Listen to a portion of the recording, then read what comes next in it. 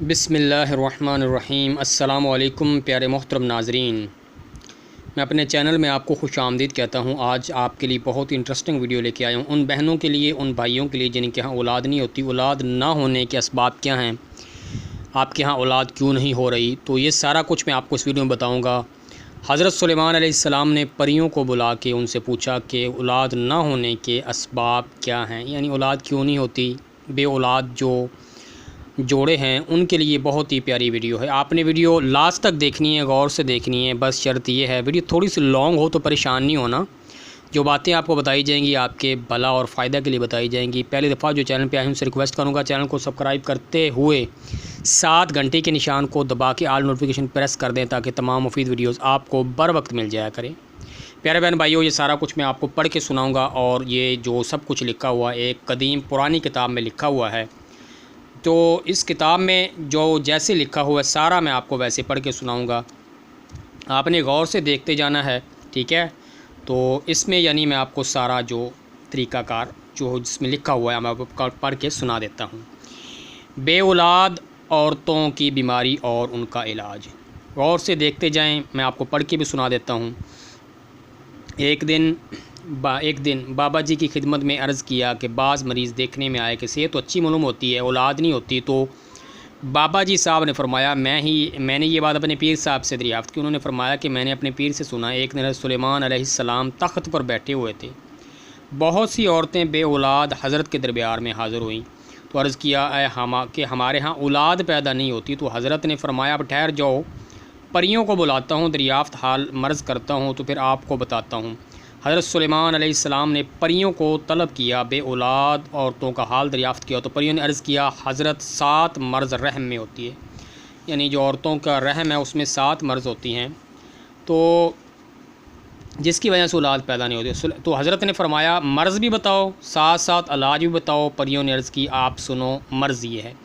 यानी इस वीडियो में आपको मिल जाएगा उस जो मर्ज़ है उस भी बताई जाएगी और उसका इलाज भी बताया जाएगा।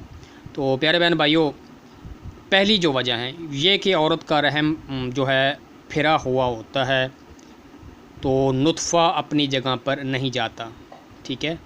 दूसरी वजह है रहम में हवा भरी होती है, तुख़्म को अपनी जगह जाने का रास्ता नहीं मिलता। या तीसरी वजह है कि यह रहम के मुंह पे गोश्त ज़्यादा होने की वजह से रहम का मुंह बंद होता है, इसलिए जो है तुख़्म अंदर नहीं जा सकता। ये कि रहम में कीड़े पड़े होते हैं, तुख़्म निगल जाते हैं।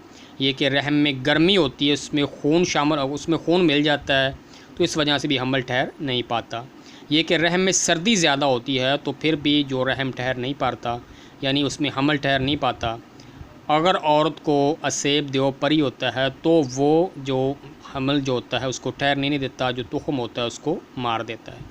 शिनाख्त, ठीक है। तो प्यारे बहन भाइयों, यहाँ पे जैसे लिखा हुआ है आपको मैं वैसे पढ़ के सुनाऊंगा। तो इसमें अगर कोई मिसाल के तौर पे बात आपको बुरी लगे तो उसके लिए पहले माजरा चाहता हूँ। अगर ये इसकी अलामात क्या होती हैं, ठीक है। अगर तो औरत के जो है रहम में हवा भरी हो तो सर में दर्द होता है, यानी रहम फिरा हो ना तो सर में दर्द होता है। यानी जब वो अपनी मिसाल के तौर पे औलाद के लिए जाते हैं मियाँ बीवी, तो जो औरत होती है उसके जो होता है सर में दर्द होता है, तो वक़्त में मुंह कांपता है, मालूम होना हवा भरी होती है रहम में।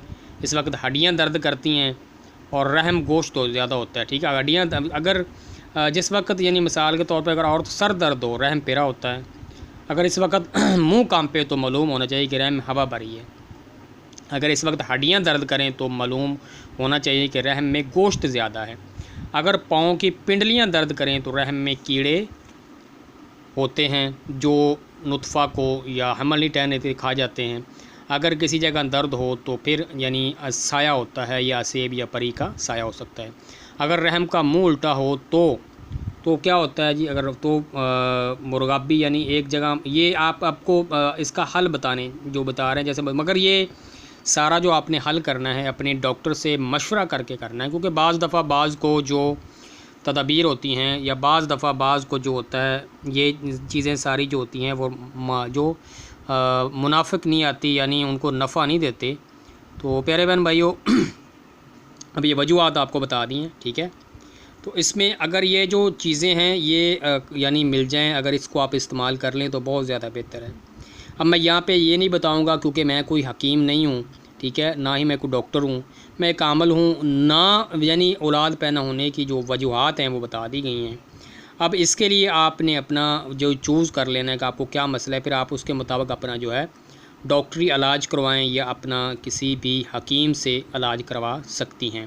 क्योंकि यहाँ पे जो नुस्खा जात लिखे हुए हैं वो हो सकता है किसी का मिजाज गर्म होता है, किसी का जो मिजाज 4 किस्म के मिजाज इंसान में होते हैं ना, तो फिर उस हिसाब से अगर उसको यह नुस्खा वगैरह जो है जो उसको दुरुस्त या उसको नफ़ा नहीं देता तो उन कहेंगे कि ये आपने अच्छा नुस्खा बताया तो उसकी वजह से मामला को और ख़राब हो गया है। तो ये बताने का मकसद आपको ये था कि इन वजूहात की बिना पर अगर ये वजूहात हों तो औलाद जो है घर पैदा नहीं होती, ठीक है। तो प्यारे बहन भाइयों, ये था आज की वीडियो। ये किताब जो मैंने आपको पढ़ के सुना दी, बे औलाद होने की बीमारी और उसका इलाज मैंने इसलिए नहीं बताया क्योंकि मैं आपको बता चुका हूँ कि इसमें बाज़ दफ़ा आपको अपनी नब्ज़ चेक करवा के या किसी के पास जा के डॉक्टर से या किसी से मशवरा करके आपको इलाज अपना करवाना चाहिए। तो अगर वीडियो पसंद आए तो लाइक लाजमी कर दें, दूसरों के साथ भी शेयर करें, दुआओं में याद रखिएगा।